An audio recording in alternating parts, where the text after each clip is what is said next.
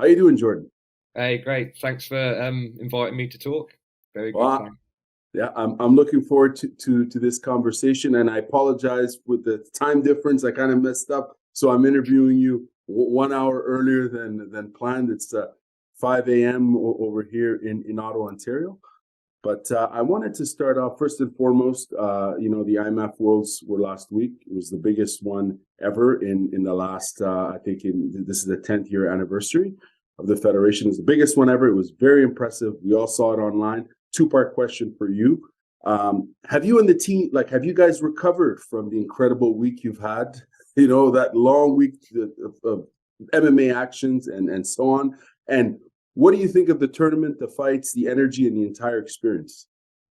Well, I guess from the personal experience, it can be pretty crazy. It's like a different world. I guess anyone who works events across different industries can probably relate. But when you're spending 10 days between a hotel and an arena, you don't see much daylight, be surrounded by hundreds of people all of the time. And it's always an amazing experience. And for me, just on a personal level, the real challenge is when you get home afterwards and it's like Mm. going into a vacuum and there's no one around and it's quiet and there's nothing coming at you from every angle.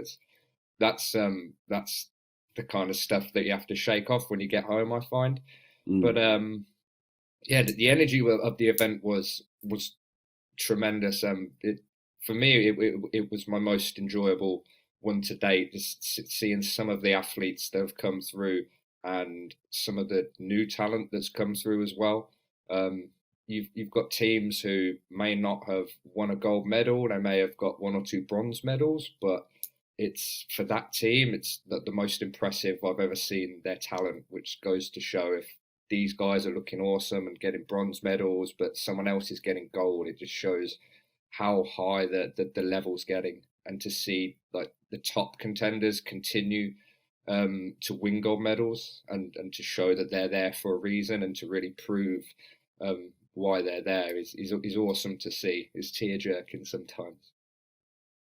I bet, and I mean it sounds pretty intense. A week long event, lots of fights, lots of action, and I'm sure there's many stories there. And you guys at IMAF, you've been coordinating such great content online. It's impressive to watch on the social media platforms and of course on IMAF Live.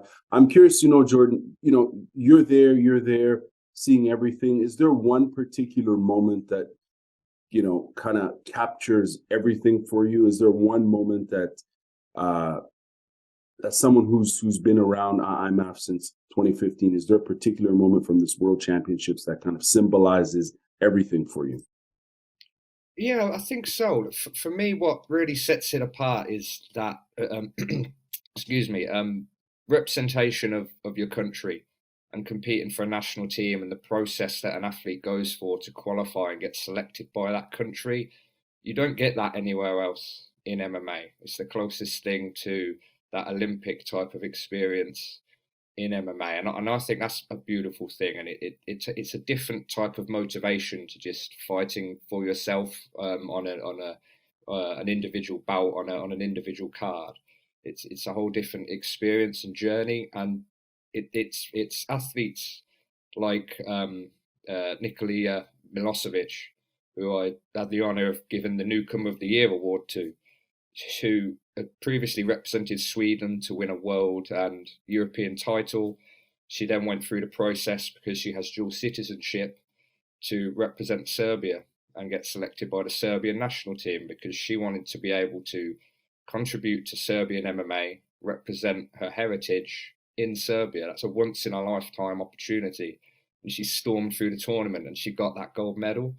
And you can't see a story like that anywhere else in MMA. You've got in the UFC and everywhere you get these amazing triumphs, but just the unique element of that, you can't see it anywhere else.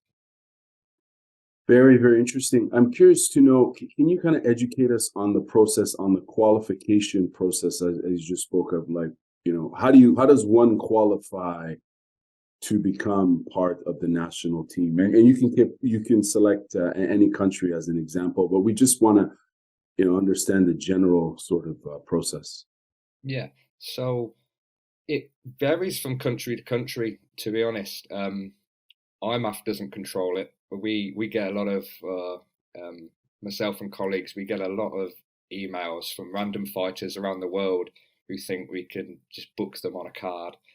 Mm. But yeah, so it varies from country to country. If you think an organization like FIFA, IMMAF is MMA's equivalent of FIFA, so to speak.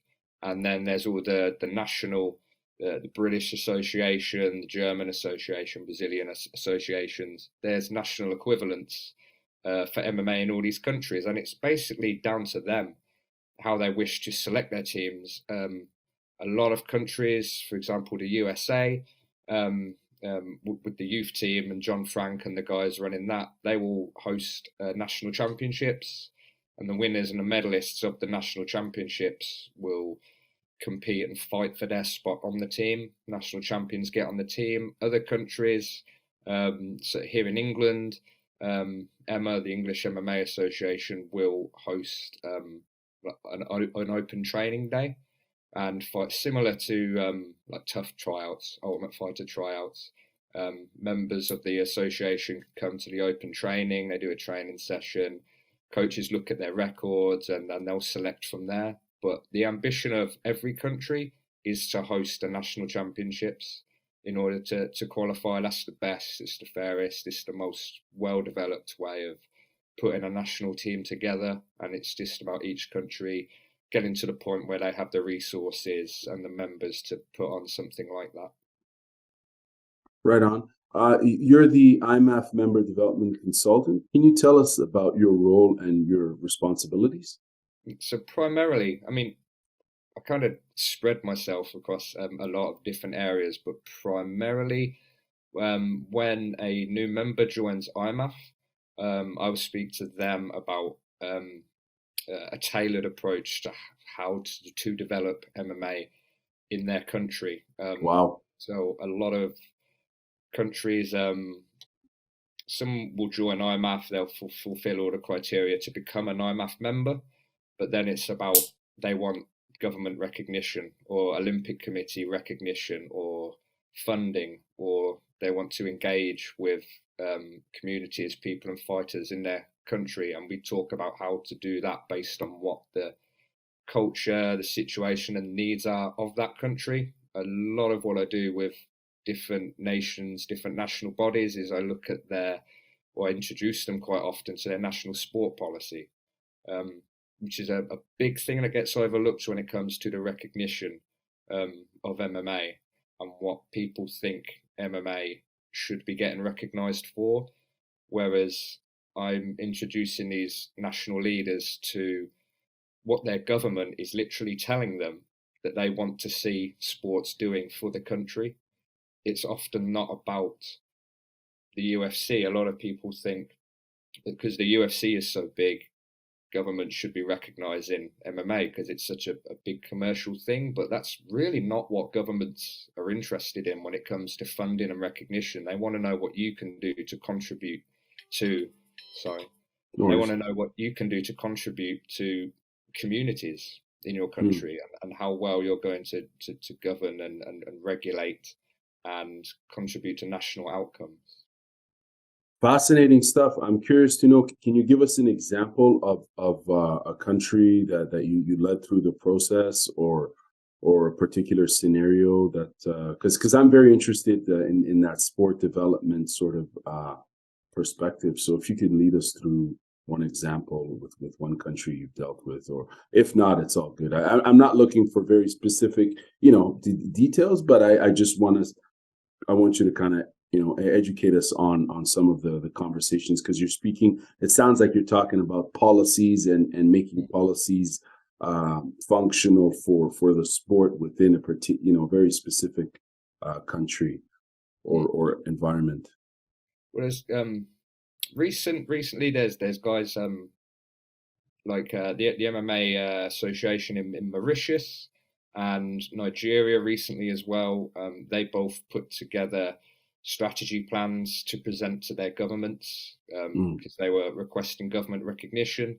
And so a lot of Mauritius did very well with this. They relate their plan as a national body for what they want to do to MMA. They relate it in conjunction with the national sport policy or national youth policy, and so they will talk about youth development and not bringing youth into MMA just for the sake of doing MMA. It's like, why? How does bringing youth into MMA contribute to the country? The guys at IMMA in Ireland have done this as well. And the greatest example, and I can't really take any credit for this, Danny Corr up in Northern Ireland has received a tremendous amount of recognition. He's received a tremendous amount of funding to develop MMA at the grassroots and to really grow the sport's presence at a community level in Northern Ireland and in Belfast, based on if you're familiar with the Troubles in Northern Ireland and how that has a knock-on effect with youth today. Right. There's a lot of kids who weren't alive during the Troubles, but they're very much impacted by the knock-on effects of that. And Danny Corr has shown how MMA can contribute to these people's lives. It can get them away from the gangs that have lingered from the Troubles. It gets them away off the streets, gets them away from drugs. And a lot of gyms around the world, they do programs like this. I know gyms here in England, my gym, I know gyms in the USA, they do community projects like this, but it's siloed. It's just that gym, and it's not part of a systematic national structure. I believe that all the gyms in England, for example, should be interlinked to contribute to one common goal, and that's how you really develop, and that's when you can start bringing in data. So Danny in Northern Ireland isn't just bringing these kids and saying what he's doing doing quantifiable data.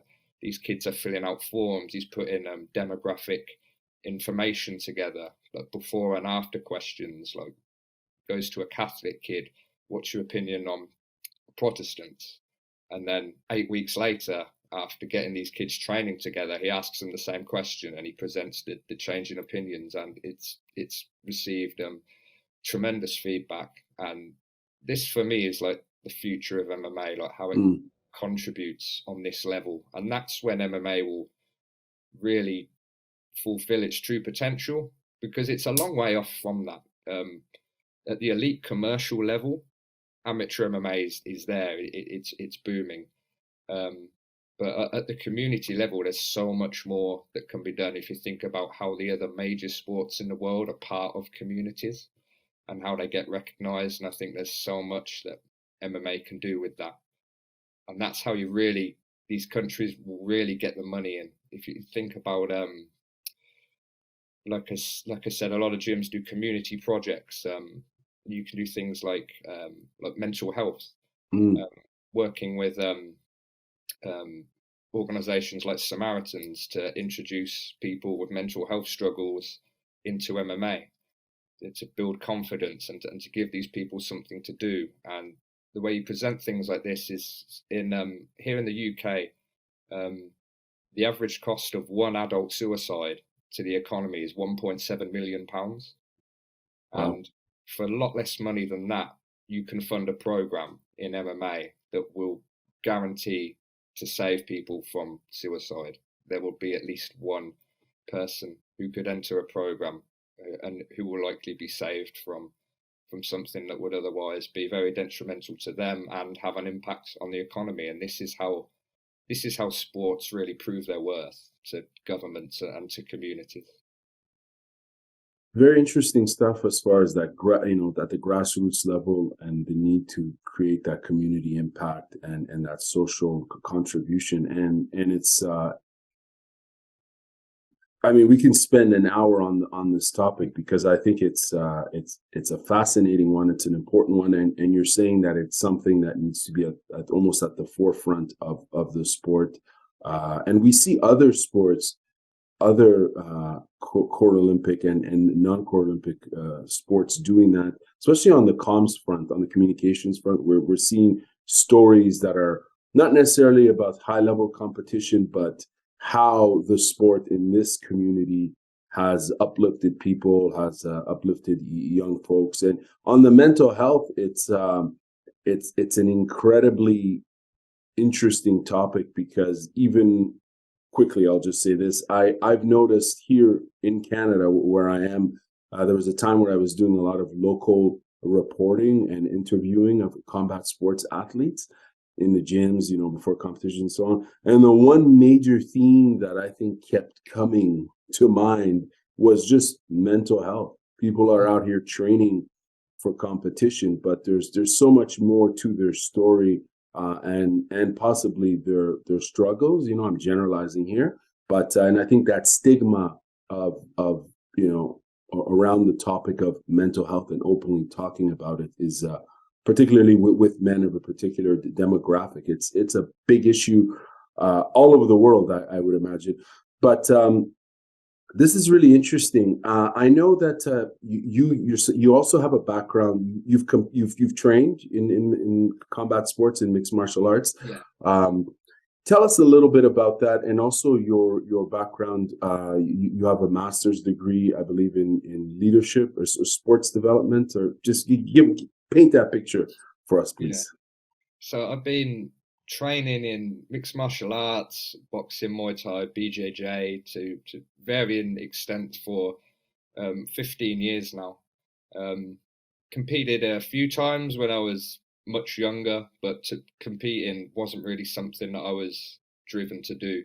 I often say to people, I don't have that switch in a sporting context. I don't have the switch to care enough to inflict damage on someone compared to, say, a life-threatening situation. So I get more of a kick out of helping the people that are really passionate about competing in the cage or in the ring. I want to support people like that, help them reach their potential. Not as a coach. I'm not a coach, but from like a supporting development and leadership angle of things. And yeah, I got my master's degree in leadership and development of sport and physical activity.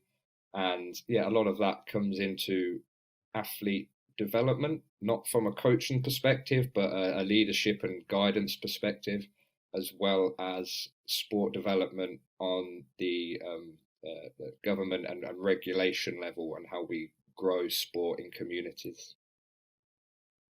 Very interesting. It's cool to have that background and those skill sets and operate within the domain of amateur mixed martial arts development worldwide. In terms of the state of amateur MMA worldwide, in your opinion, how's it doing? I think it's pretty awesome. I think IMMAF adds a lot more excitement to it, and it adds a new dynamic and a new. It's changing the way that fighters see themselves as amateurs and their future. Before, MMA, as we often say, is a very backwards evolving sport. Most sports start from the grassroots in the streets and they build up to an elite professional level, whereas MMA, at least as we know it, yes, there was Vale, Judo and Pancrase, but MMA as we know it was born early 90s with the UFC as a professional platform, and that blew up, and everything beneath that going down to the grassroots didn't exist. We've evolved backwards in that sense.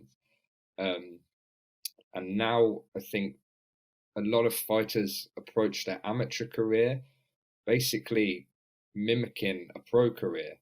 They will obviously this is changing now, but a lot of fighters will take an amateur fight. They will just have 3 or 4 amateur fights a year, the same as they would for the pros. They would cut weight for it. They would just have one fight on one card and then another one 3 or 4 months later. And that's not really how amateur athletes develop in any sport, really. I mean, you take something like boxing. It's regular, every few weeks, safe, monitored competition, tournaments. You get a vast array of experience. And now with IMMAF, what you're seeing athletes able to do, Christian Duncan, who's just joined the UFC, he's one of my favorite examples, and he would say this. He had 3 amateur losses, only in IMMAF. Other than that, he's torn up the pro ranks. He was dominant in Cage Warriors, won the Cage Warriors title. The only times when he's been humbled is in IMMAF against guys from Dagestan. But he was able to recognise, and he stayed on at IMMAF and did another World or European Championships for that purpose of hunting down those challenges. And the way he sees it, and the way I like to say to fighters is, why would you dominate your country only to get to the UFC and fight someone from Dagestan and have no appreciation for what it is you're about to run into? Whereas now someone like Christian can say to himself in the UFC, if he meets one of these, Russian forces, your Makachayevs, your Khabibs, he's felt that twice now. He knows what it feels like and he can appreciate it. There's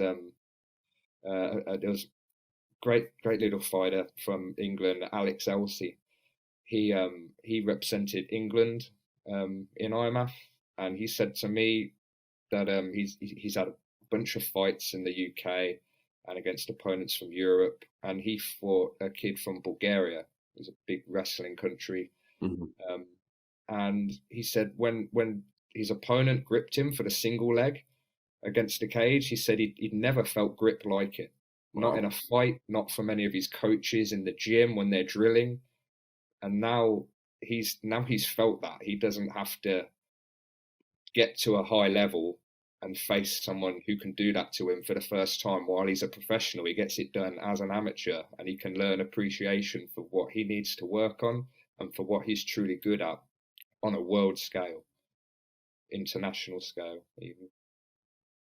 This is really, really interesting, and we're going to dive into this some more because I think it's an important sort of conversation that needs to be that we need to explore. Is, do you find, from your perspective, do you find people are maybe transitioning from amateur to pro a bit too quickly? Or do you find, and especially, I guess when I ask this, MMA has been around for 30 years, right? If you started train, like, if you're 15 years old now and you're doing, XYZ combat sport and you want to transition into, MMA, you're 10, you've probably got another, I don't know, another decade, or if you're lucky, maybe another 15 years of competition in, left or more. I don't know. It depends. But the question is, the experience of competing, what you just described there, the experience of competing internationally at that amateur level, is the growth in development, and the exposure is to the global pool of talent, to different styles and strengths that different regions bring. It's priceless. Like, it's to the development of a fighter. So I'll go back to my first question. Do you find that some fighters are transitioning from amateur to pro maybe too quickly? Maybe they're not giving themselves, a couple of more years in the amateur system? I'm making an assumption that they're, moving too quickly, but I'll let you answer, and then I'll explain why I even asked that question. I think some do, but it's the nature of the sport. Like, MMA is its own sport, and it's going to have its own culture and its own way of things happening. I think a lot of fighters become professionals, like, very underdeveloped. I think we even see fighters enter a level like the UFC who still have very underdeveloped aspects of their game, and they're still learning along the way. But that's how the sport has evolved, and you can address it and build on that. Now we're seeing in IMMAF fighters start competing internationally in youth rules from the age of 12 upwards, which a lot of professionals even today wouldn't have been doing as mixed martial artists. And now more amateurs are going to be able to turn pro almost as masters of their sport, similar to the way an Olympic boxer or an amateur boxer turns professional and they've had 100 fights and they're not learning anymore. They know the sport, and now it's just about perfecting and tweaking their own expression at the pro level. So yeah, it's not that I think people are going too early. I just think that's how the sport is. That's its nature at the moment. You do go pro while you're still developing. That's a unique part of MMA's makeup, and I'd like to see that evolve further in decades to come. But it's also about, if athletes want to start that career, they want to start getting paid, they want to start making money and to make something of themselves. And for all these other sports which have that amateur pathway that keeps them in amateur and can turn them into the master athletes of their sport as amateurs, MMA doesn't quite have that yet. Those opportunities and incentives to spend a decade as an amateur, they're not all there yet, but they're growing and they're getting there. Now, you've been, according to your bio, you've been with IMMAF since 2015. So in the last 8 years, you've seen the global landscape evolve, I would imagine. How would you describe from where it was when you were first involved to where it is now? Where if you were to summarize the evolution, how would you summarize it? I guess it would be in its legitimacy and how seriously it's taken now within these national teams from 2015 up until the World Championships last week. A lot more teams now are backed by their governments, and they get funding, and their amateur champions are going home and they're appearing on mainstream television, and they're getting into the news. More IMMAF veterans are now turning pro with great organizations like Bellator, Cage Warriors. They're getting into PFL.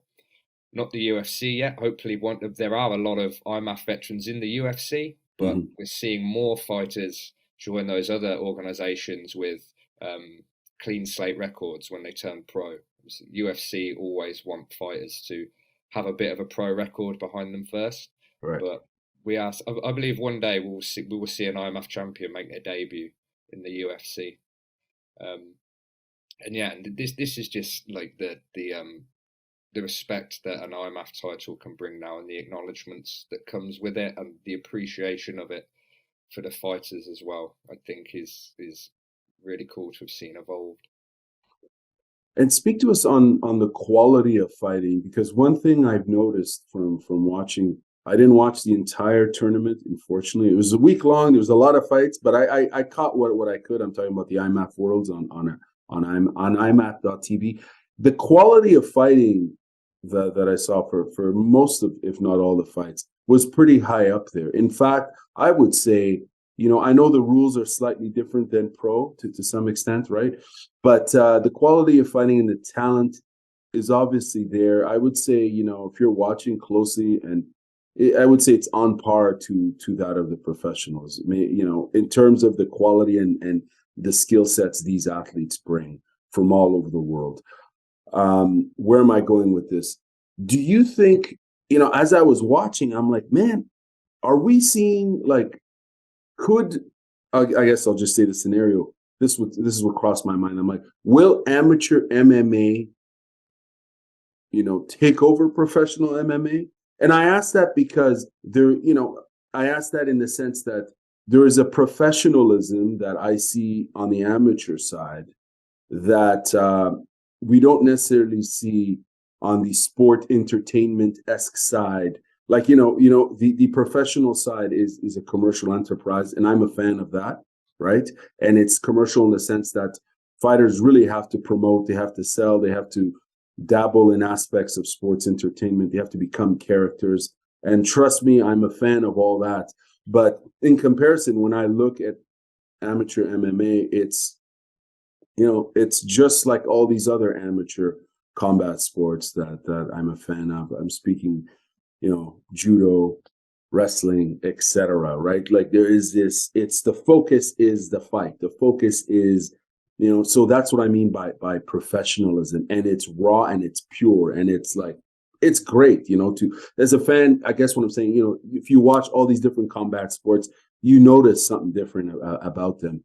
And do you think, in terms of the quality of fighters, do you think there will come a time where amateur will be more developed than professional, considering they're younger fighters, they're exposed to possibly better training, right? Like for us, if maybe we trained 10, 20 years ago, I mean, the level of training, of course, is great, but it's constantly evolving. The sports science behind this, back in it, you know what I mean? Like, athletes are becoming stronger, faster, more versatile, etc. I don't think it'll surpass professional. I don't think it wants to surpass professional either. I think what it can do is enhance the professional level. If the amateurs get better, then the professionals will get better when they transition and mature and develop further. The amateur platform, at its heart, is always needs to be a development platform where you learn your craft, and if the athletes doing that become more and more elite, then that just contributes to the future professional generations as well. At the same time, it's another option that a lot of fighters may not want to go pro. They get into MMA recreationally, and they do quite well. They do the national championships for the fun of it without having these career ambitions. Next thing you know, they end up in IMMAF competing for the national team, but they've got a career. We've had doctors fight in IMMAF. We've had lawyers, people that don't want pro fight careers. They want to enjoy a few years as an amateur and see if they can get a gold medal. A new addition to our IMMAF Athletes Commission, Daniel Shamkalov, probably butchered his name, from Sweden. He's he competed for Sweden, I think, since 2016. I believe he's been competing for Sweden. Won a few bronze medals at the world European level, and I think he got bronze at the last European Championships. We might have gone out in the quarterfinals, but that was his last championships. He's going off to be a lawyer now. He never wanted to be a professional fighter, yet he was competing on this really high international level, and it's another option in that sense as well. I think without surpassing that, that commercial glitz and glamour of the pro ranks, I think it can become a much more major attraction in its own right, similar to how you don't always hear so much about amateur boxing, but when the amateur world championships is on, or the amateur Olympics, amateur boxing in the Olympics is on, the whole boxing community is glued to those championships for that week. And then obviously you've got your professional fights, Mayweather, Canelo, Tyson Fury's, with the major fights every other weekend. But when the amateur world championships is on, everyone pays attention to it. And that's where I see amateur MMA going at an international level eventually. Now, in terms of MMA sports development, what are some of the challenges and opportunity, and how do you measure success from the sports development lens? Quite simply, from the sport development aspect, it would be IMMAF's goal for every country is to see MMA recognised and supported by government, and that's pretty much how we judge the success of that in IMMAF. IMMAF has around, I believe, 100 and over 100 members. I believe between 130 and 140 national bodies, and quite a high percentage of those of those countries are recognised by governments, sport ministries, and/or their national Olympic committee. And getting that recognition is the first priority. And as I alluded to earlier, sometimes the challenge can be how national bodies, they're very new, a lot of the leaders of the national bodies aren't necessarily experienced in governance and developments. You get a lot of coaches and former fighters who are starting this up as the pioneers of it. Mm. And when you talk to them about what you think their government wants from them, it can sometimes it's a new learning curve for them. But everyone can relate to it once you make the point to someone. You know, you have this good national team and you want money to fund the national team, but the government's really not bothered about the team. But what your government is bothered about is the projections of growing obesity epidemic. And if Mm. you can show how MMA can contribute towards lowering obesity in your country, then you could start see money coming in and a lot more recognition. Interesting. Now, which country or continent or zone really impressed you with their approach to MMA sports development? And I think you've kind of already answered it already, but is there a particular formula to success for implementing and developing amateur MMA? So I guess in every continent we've seen people do some pretty awesome things. As I mentioned, Danny Core in Northern Ireland, a lot of the national bodies in Africa are very proactive and understanding of this because of the levels of poverty and things like this. It can be a lot more relatable and easy to consider how MMA can engage kids in areas from poor socioeconomic backgrounds in sport and show the development. This has been done in Zambia. We've seen it done in Cameroon. The guys over in Mexico have done an awesome job with bringing in members, people signing up, and having a unified MMA scene, backing the national federation. Um, who else? Um, yeah, as Ukraine actually has been absolutely phenomenal in the work that they've done, and obviously the struggles that they've recently had to Mhm. be producing a national team still and to be holding that together and to be winning medals as well is fucking awesome. Excuse my language. No, no worries. No, you're absolutely right. Yeah, yeah. Yeah.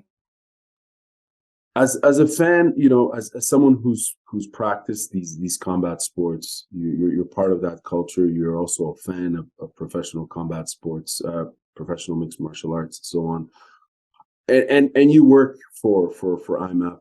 How has being quote unquote behind the curtain, behind the scenes, how has that changed your view of combat sports, or how do you view combat sports now vis-a-vis before being part of this of the federation?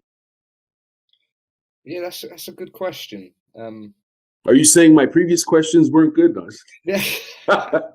this joke. Yeah, that's something I've pondered a lot, and we don't. I originally was a journalist years back now, following the UFC and doing that circuit, the domestic shows and everything, and you kind of see the sport from, um, for lack of a better term, not superficial, like a surface level. You Mm. see like the sports end game, the output, um, and then when you're into that development angle and you're looking at things and a lot of what crosses your mind has nothing to do with what the fighters are doing in the cage. It's about, as I say, you're thinking more about what MMA can do to really legitimize itself in a country, and thinking about athletes and fighters and how they develop and how they train and why they train how they do and how you can make things better for them and how they really approach their careers and how their mindsets work, which obviously a lot of journalism is based on, but you see that evolve um, when you see an athlete come to an IMMAF event and they face a particular athlete from a particular country who has a particular style, and you want them to then go home, and if they've lost that fight, you want them to go home and consider what it was about that style that caused problems for them, and you learn that from like fighting. You had Iris Nahiti. You were speaking to her the other day from Finland, and she talked about Kazakhstan. Mm-hmm. And Kazakhstan has such a unique style. They're really rounded. They're good at everything. They're not necessarily the best striking country. They're not necessarily the best grappling wrestling country, but they're potentially the most rounded. Mm. And they have this explosiveness and this excitement. And you mentioned with Iris the amount of spinning back fists that they throw. This is a characteristic of Kazakhstan. The Kazakhstan fighters love spinning back fists, and a lot of them are getting really good at it. And it's about seeing that evolution from different countries, and how a fighter from a country that doesn't embody that style addresses it and thinks about it, and how it contributes to them. There's a lot of kind of like the little subtle details that you see in people. I love those little details as you're describing that. You know, when you look at this global sport, and you know how popular it is, you know, for fans, for practitioners, the recreational, amateur, pro. It's fascinating, and all the different cultures that are involved. All, you know, the languages, the people, and at the Worlds, we obviously, it was held in Serbia, and the opening and closing ceremony. It was incredible to watch online virtually, you know, and I can only imagine for the people there at the Stark Arena, probably their minds must have just, you know, it must have been incredible. How was it for some? And I asked you at the top, but I'll ask you again. When you were there watching all of this, what was the energy like? And you know, how did you guys make it happen? Because I couldn't believe like how much content. You know, I'm a content junkie when it comes to combat sports, primarily from international federations, like on the combat sports side. Like I always scan all their content, and I read as much as I can to educate and inform myself. And you know, the comms team, and I'm not just bigging you guys up. I'm serious when I say this. Like the amount of great content and stories that, you know what I mean, that were covered throughout that week was insane. You know, a lot of content, a lot of very interesting informations and stories. So let me ask you again: how was the energy there, like in Serbia, and how did the locals interact with this major global event? So on the content side of things, got to give credit to IMMAF's media team there, Andreas Giorgio from Uniform Media, getting that content out with his team, Quilter, IMMAF's head writer, and Juliana in communications. They're an absolutely phenomenal team. They are, yeah. Contributed towards putting that content together, and it's the numbers that they've contributed to in growing IMMAF and amateur MMA's prominence on a social media level, and giving it that, you know, that shine, that kind of polish, and really framing it for what it is. It's been a phenomenal work for them over the last few years. The feeling, the way, the energy that I kind of take in is it always comes back to the athletes for me, and just that love of seeing these amateur athletes really be able to take it in, and for the event to hammer home that they really are representing their countries. You've got the flags, you've got the high production value, and this is just amateur MMA, and we're putting it on that platform. We're giving them that legitimacy to remind them and tell them that what they're doing is an elite competition, and it is a major competition. In Serbia locally, it was really cool. Obviously, the event was hosted by the Serbian Sport Ministry, and backed by them. The advertising around the arena and out in the city, there was a skyscraper that had a big projection on it for the whole week. So it was really well promoted, really fun crowd turning out for the finals. Obviously, through the week you have small crowd, and then the finals it gets bigger. It's the same. That's the nature of amateur sports when these tournaments are taking place through the week, and the climax is on the weekend. Um, but yeah, and it's really cool, and we're seeing more of that now. We're seeing more sport ministries want to take these events on and have a growing respect for these events and what they mean to the country, what it means to get all these nations together in their country as well, and the legacy that can come from it as well. Something I really want to start introducing more of is legacy projects. Mm. Like you'll see something like the World Cup or the Olympic Games. Every time they go to a country, there's funding put aside for something like engaging women in sport. So throughout the Olympics, there'll be projects going on in communities that engage more women and girls in sport, contribute to mental health, um, campaigning to getting kids into sport to lower obesity, things like this. And I think more of attaching more of those things to the events locally will be really good for engagement, because then you can link the event with schools Mm. and different organisations at a local level, and that's how you begin to start bringing in families as well. Right on. Having an established, organized global MMA ecosystem is important. And how does that ecosystem impact professional mixed martial arts globally? Earlier on in our interview, you spoke about some aspects of that, but having this body, IMMAF there and coordinating, amateur MMA, how does that impact the entire ecosystem, particularly with professional MMA and that development? I think it's an evolving thing. Um, there are between the UFC, Bellator, PFL, Cage Warriors, One Championship, all like the major organisations you can think of. There's over 100 former IMMAF or WAMA talents within those organisations. There's around 30, maybe just over 30 former IMMAF talents currently in the UFC. And I think the way it's impacting and really starting to work now is you're seeing ready-made talent enter the pro ranks. They haven't made their pro debut yet, and they're ready-made talents. I mentioned Christian Duncan, whose praises I can't sing enough for how well his development was put together by himself as well.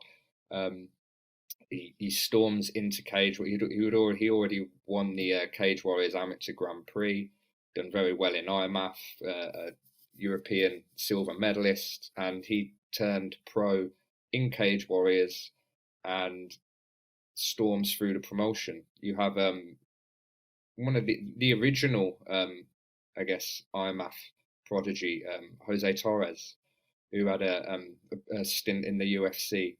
He was the first ever fighter to join Titan Fighting Championships with a 0-0 record. No one had ever done that before. He got to do that because he'd won back-to-back IMMAF world titles, and he became a two-weight champion in Titan before going to the UFC. And you've got guys recently like Mohammed Makayev now in the UFC, who was probably the most talked about amateur athlete there's ever been, at least in he was in Europe. Before he came to IMMAF, people knew about him. I used to when he turned 18, he's about 23 now, I think. When he turned 18, he was thinking of going pro, and I was all up in his DMs begging him to do at least one IMMAF. And he became one of the IMMAF greats, multiple time junior world champion. And you see him entering the UFC now with a lot of hype around him, and that's because of his IMMAF work. And he's cruised through his UFC opponents so far, and he cruised through his opponents in Brave. The only time I've ever seen him in any trouble, which isn't a lot, has been in IMMAF. he got caught in an armbar in an IMMAF competition against a Bulgarian opponent, I believe it was. And that's the only time I've ever seen him in trouble. Christian Duncan, obviously taking the pro ranks by storm. He's only ever tasted defeat in IMMAF. So I think this is how it's really contributing to athletes' development, and how amateurs are turning pro as ready-made talents who can become stars a lot quicker. You can look out for like Ramazan Gitinov, who when he won his third world title last week in IMMAF, 3-time world champion, and that concluded a 30-fight win streak as an amateur. And he has over 30 wins, but he's only got 2 losses, and he's been on a 30-fight win streak since then. Damn. You got Sabrina de Souza. She's absolutely phenomenal. If she's not the best talent I've ever seen in IMMAF, she's at least the best woman I've ever seen in IMMAF. She's absolutely phenomenal. And if you think of Michelle Montague, currently in the PFL, former IMMAF world champion, Michelle Montague's tearing through the PFL, and Sabrina de Souza has beaten her twice in IMMAF. So that goes to show like the level of talent that's still yet to come through. Yeah, you guys are certainly, building up all this talent, and they're going, as they progress and win medals and make the podiums, they progress to the pros, professional leagues. And it's great to see.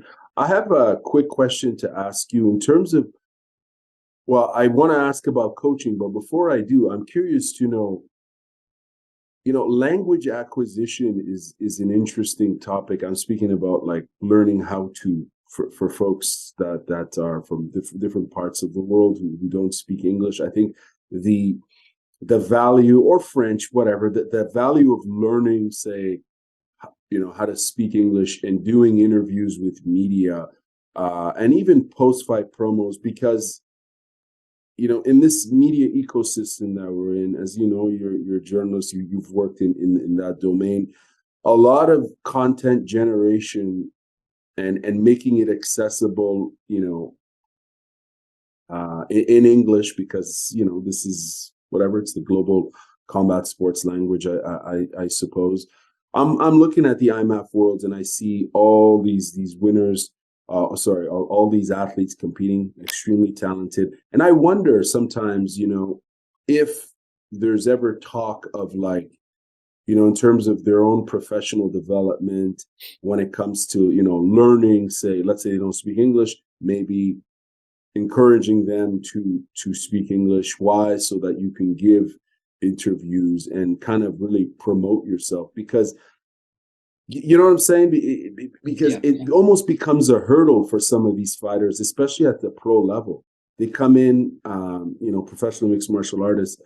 They come from parts of the world where maybe they didn't have the opportunity to acquire a second or third language, and that in this case, let's say it's English, and it almost hinders their ability to promote themselves, notwithstanding the cultural differences of, and maybe I'm generalizing here, but some people don't showboat, some people don't cut promos, some, you know what I mean? They're very humble, they're very quiet, they're introverted.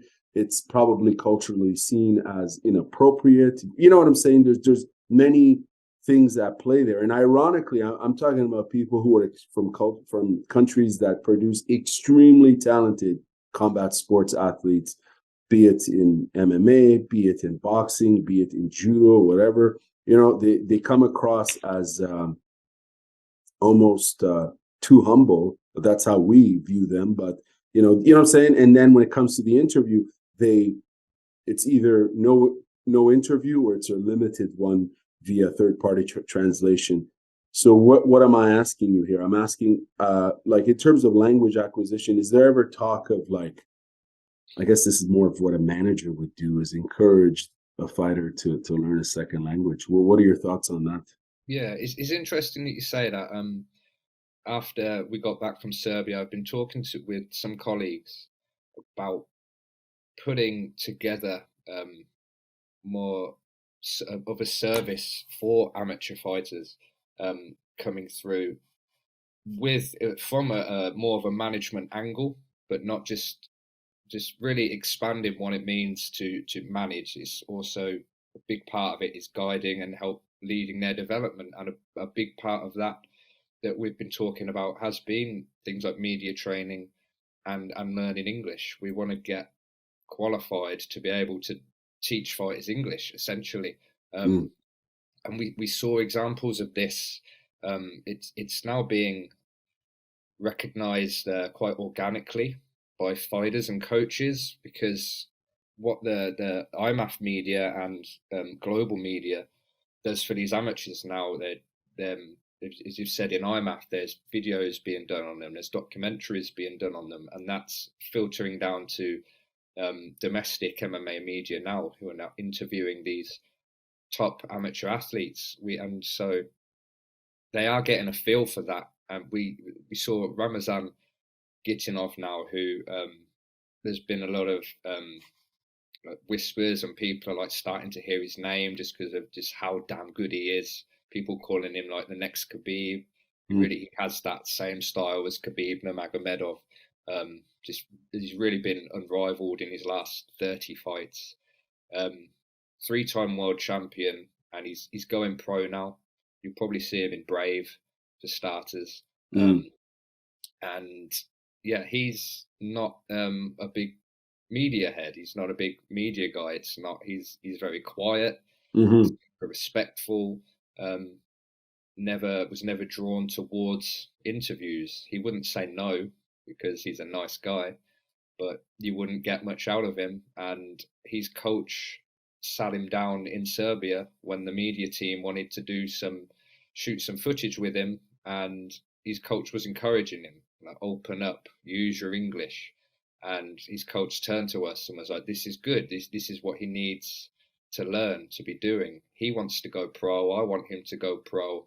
We want him to get. We want him to be acknowledged as an athlete, and to do that, you have to be able to put yourself out there when it comes to media." We had Sabrina de Souza as well. Beautiful like personality at every part, the Brazilian culture that you see over there. But she can't speak English, but she's been learning to speak English. mm, And the guys shot some footage and some interview stuff with her. And while they were working with the other athletes and Sabrina was waiting for her interview, um, she was like so nervous. She mm. does not get nervous about her fights. She looked like she was about to walk into a UFC world title fight. Wow. How nervous she looked just for her interview. She'll dance her way out to her fights, Mm, and she was nervous about the interview. And she was working with Juliana to help translate, but she was making an effort to give her answers in English, and we help give them all the time that they need, help them think about what it is that they're trying to say and how to word it. And she got this interview out in English, and she was like elated as if she just won a fight. But she's learning that as an amateur, because as we know, if you want to go pro and get that attention, you've got to be on the social media, you've got to be coming out in the interviews and that, unless you're so good that your talent really does just speak for itself. But promoters want to see that character in you. So it's another element that's coming through in the amateur game now. You're not just developing yourself as a technical competitor to go into the cage and being in the gym. You're developing all aspects of that ambition to be a professional, and you pick up English. You're working with the media team. You're learning what it means to answer questions, and yes, it's a real full package that's coming through now when it comes to learning your craft. Yeah, and it's fascinating to see more and more athletes kind of, especially from different parts of the world that want to make an impact on the pro side. It's like they're trying to expand their skill set and to learn a new language. But I almost think too on the other side on the other side of the coin, whether it's journalists, writers, whatever. I think everyone needs to also kind of maybe acquire a second or third language. Wouldn't it be great if we could all be, multilingual, especially?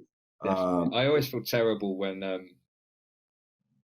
obviously there's 100 languages flying around at an IMMAF event, and it's always the English speaking countries who can't speak other languages, but that's just because how popular. And I always feel terrible when I'm speaking with someone from, I don't know, like Kazakhstan, Ukraine, and they're speaking really clear English and they're apologizing to me saying, sorry, my English isn't good. And I'm like, I can't even speak good language.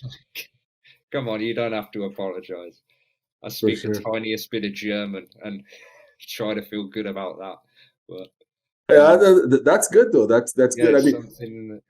I think for people in Europe, I think in a way it's more accessible maybe to learn a second language within within the media community and so on, because I think I'm generalizing here, correct me if I'm wrong, but in the public school system, the second and third language is encouraged more. I know people speak Spanish, speak German, as you mentioned, and so on.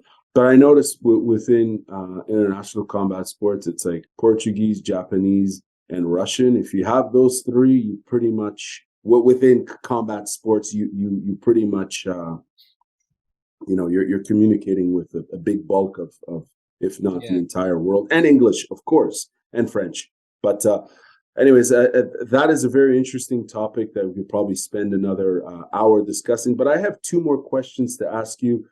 IMMAF celebrated its 10th year anniversary. Where do you see the sport going in the next decade? I know you're not a magician, you're not a psychic, you can't see, trend forecaster or whatever. But based on all the major hoops that the federation has gone through, the evolution of amateur international combat sports, where do you see amateur MMA in the next decade? But it really needs it needs supporters. It needs to grow its appeal to people who can back and fund it. Because like all amateur sports, it's run by non-profit organisations that depend on members paying their membership fees and sponsors who have a vested interest in contributing to the development of an amateur sport, or contributing to as a brand, contributing to a country or a development platform, and that's what we really need more of to really continue to flourish beyond where we are. And if we manage to pull this off, then I see it becoming just more of the same, but just bigger and better, continuing to grow. You're going to have 10 cages going on instead of 5 cages going on. And hopefully, obviously, that end goal being the Olympic Games and getting MMA, amateur MMA, into the Olympics, and seeing athletes become invested in by their countries. You see athletes in the national teams of all major sports. It's in the interest of their country, of their government, of the population of their country to see that athlete succeed, and that's what the dream would be to see in national amateur MMA teams.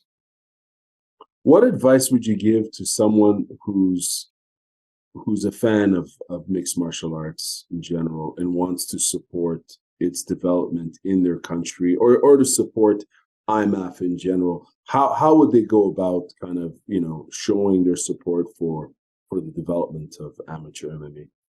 I would say look into your national governing body, who your national affiliate is to IMMAF, your national MMA association or national federation, and just look at supporting those guys.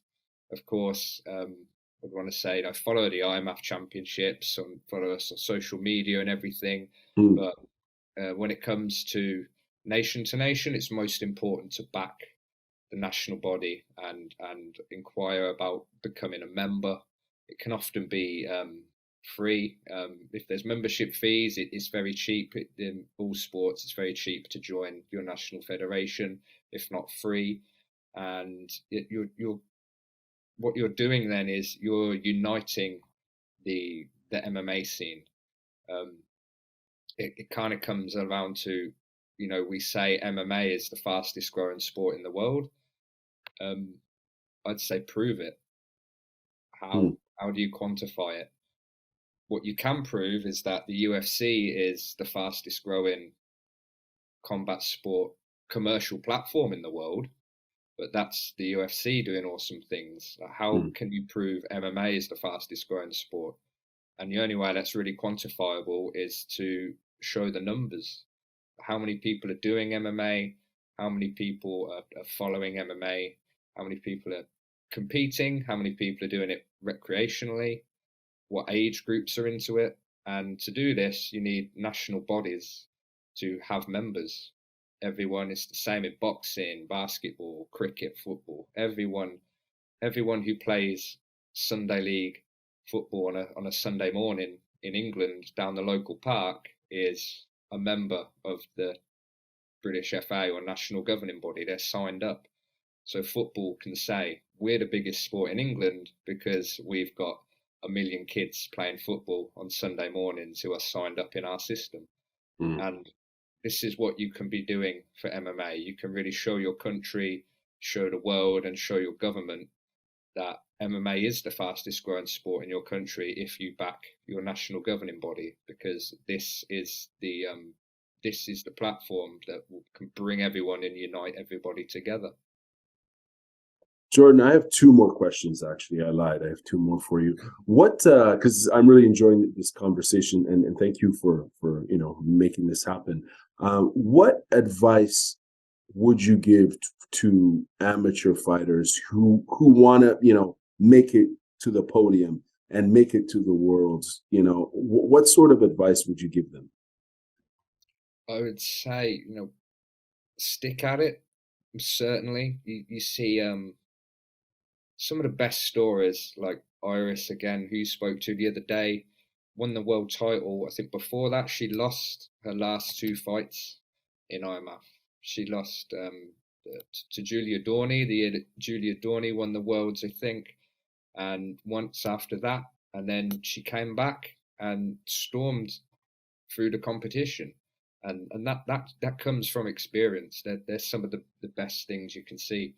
Like I say, like Ramazan Gitinov, I saw him get head kick KO'd, I believe in the African Open years ago, and he's since become the greatest, the goat, the IMMAF goat, to be honest. So it's stick at it and really really consider your development and how you approach the fights.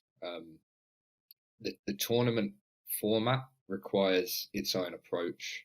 Ideally, you don't want to be cutting weight if you're going to be fighting for 5 days. So manage your weight and just consider your opponents. Look at the research. This what I'd like to see coaches. It's a lot of work. It's very hard, to be honest. I'd like to see coaches like have folders on all the different countries that are in that bracket and what the styles are, and break down the training approaches. So Right. go to the tournament draw, and you're from England and you're fighting someone from like Sweden, and it's like, right, let's get the Sweden folder out. This is what we Right. talked about. This is what we trained. Things like this. I think the best example is Magdalena Zaban from Poland, multiple time world and European champion now. And what I've seen her doing, following her on Instagram, like she was always very good. She was very good from the start, but her training has only got more technical and more scientific. The strength and the work she's done on it, like explosiveness and how Mm. she utilizes that explosiveness in her fights, you can see it evolve, and it's absolutely incredible. And the way she's adapted to the different styles that that she's encountered along the way. But it's a question of really pay attention to the diversity of what you're walking into, because it's not the same as being at home and having a single fight on a card one Saturday night. It's completely different to that. You'll Right. have fighters who are possibly capable of winning a medal in IMMAF who won't, because they've misjudged their approach to the tournament format and just how surprising it can be to face a particular style from a particular country. So I guess it's like research, really. That's what I would encourage. Really research and appreciate what you're walking into. Yeah, the tournament format is very grueling. As Iris was mentioning that as well, she was talking about how tough that is, and it's great. I think it's great for the sport, of course, because all these other combat sports also have a tournament Yeah, you really format. saw how it.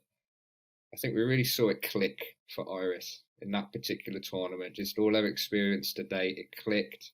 She, Yannicka Antinma, in her corner, coaching her, who herself is a former European champion in IMMAF. Just having that experience from a coaching perspective as well. Mm, Um, it's something I should have remembered as well. Was for fighters, you said who want to medal in IMMAF, it's really engage your coaches as well. Make sure mm. your coaches understand the platform and what they're coming into, and potentially like adapt training if need be. Um, Obviously you don't want to tell coaches how to coach. They know what they're doing, but it requires something different, an IMMAF tournament. Hmm. I guess it goes back to that research that you're saying, in terms of coaches and their approach, and having those folders on, on Yeah, different. It's an excellent point. I think in other combat sports, you because you're so used to the tournament format where you're exposed to all these competitors in your division regularly. You can build profiles and know what to expect from the from this fighter, their fighting style, this, that, and the other. So it's interesting to hear that. The IMMAF Awards were also held during the week of the tournament. How important is the theme of recognition for MMA development? it's it is really important. It's a lot of fun as well, and as I alluded to with other aspects around the World Championships, it's showing that mark of legitimacy and, most importantly, appreciation for the fighters as well, to give them that gong and that that that accolade, and for Mm, us as an organisation to be able to articulate and verbalize back to the athletes, what we see in them. You meet them in the corridor and you say well done and everything, but when it comes to picking out best male athlete of the year, best female athlete of the year, best junior athlete, best newcomer, performance of the year, us as an organization and an audience, we're able to turn to them and say, this is how we see you. This is why we appreciate you. We're telling you that how we know you are contributing to MMA and to IMMAF, and that's what we're here to celebrate. One last question for you. Name 3 IMAF fighters we need to know and watch. Like, who should we be following along? I know I'm putting you on the spot. It's only 3. You probably want to mention all of them, or mention one. Who should we be watching closely or following on social media, etc.? So the 2 I mentioned earlier, who are just about to go pro now, Ramazan Gitinov and Sabrina de Souza, um, they're going to be really exciting. I'm genuinely extremely excited to see them. Yeah, there's so many. That's Magdalena Shaban from Poland. She's just awesome. Nikolia Milosevic, newcomer of the year. I don't know what her plans are moving forward. There's the in terms of I guess someone who's not quite established in IMMAF yet. Was the girl from England that Iris fought in her final, Izzy, Yeah. Isabel. is McCauley. McCoggy, yeah. Yeah, she was. Oh my God, she's only 18 years Mm, old. In her first IMMAF, she could have done the juniors, but she chose to go through the seniors. Blitzed her way to the final and went to a split decision against Iris, who is bigger, older, more experienced, and she got a split decision. Um, I think Izzy looked quite tired, I thought, but nevertheless, 18 years old, and I've never seen. If you look back at her quarter final, I've never seen a more intimidating presence. Yeah, in the IMMAF cage, she was full of character. It's just intimidation, but the way she throws punches was so her punches were so good, and she was putting not overly investing in her punches, but she was really whipping them. And you see a lot of amateurs sometimes. Their punches are sometimes like for point touching, Mm, because obviously this is a tournament format. You don't want to be engaging in throwing haymakers and trading shots in the quarterfinals. You want to take your time. You want to get the rounds in and everything. And she just had that perfect amount of not getting involved in a firefight, but just letting her opponent know she was there and just being horrible to her opponent. And she was extremely exciting, and that was her first IMMAF Championships. 18 years old. I can't wait to see her come back, because she already looks really good and really exciting. she has a bright future ahead of her, and I mean, she's fearless and confident. You see that in her walkout. You see that in her fighting, in her striking, in her boxing. You could tell she hits very, very hard. I thought that was gonna be, I thought she was probably gonna get a KO victory, but from what I saw, I think Iris is much more of a mixed martial artist. She could tap into, other aspects Yeah. of her game, I think which Iris adapted to what Izzy brought. right, You could see that, and you could see the experience in there. exactly, yeah, And Izzy wasn't able to bully her in the way that she could bully other people. mm, And that's just that the fight IQ and the experience that Iris has. And Izzy will have that in years to come. Like I say, 18 years old, and looking as scary as she does. So she'll get there, and it will be really exciting to see. for sure. And one of the fighters you mentioned, Nicolina. I don't know if I'm pronouncing her name properly. She's got probably the coolest Instagram handle or name. I Yeah, think it's like the the real Queen. Queen Beast. Dude, that is the best name. I don't know if she's bought the domain or if she's marketed that and all that, but like if you look across the board for like names and monikers and gimmicks from professional wrestling, I'm talking the WWE to UFC, that's probably the coolest name I've seen in quite some time. Jorden, thank you very much for this interview. I hope we can do it again. Have a wonderful day. Yeah, thanks for taking an interest in IMMAF. So yeah, Thank you. and you have a good day.